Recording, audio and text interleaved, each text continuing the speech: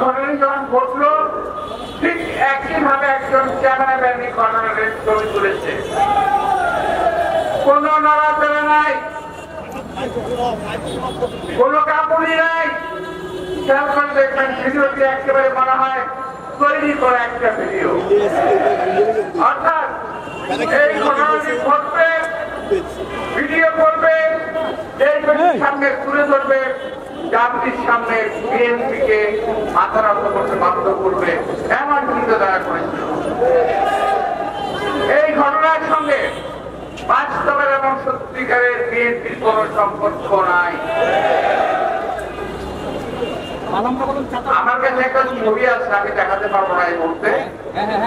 যিনি ধরা পড়েছে মাহিন নাকি একটা ছেলে,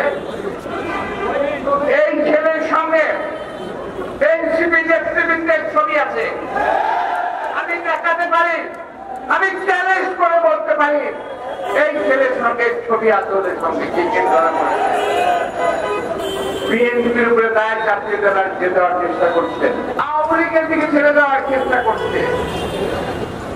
বিএনপি একটি জনপ্রিয় দল, এই দলকে দেশের জনগণ ভালোবাসে, এই দলকে সহজেই জনগণের মন থেকে উঠিয়ে ফেলা যাবে না।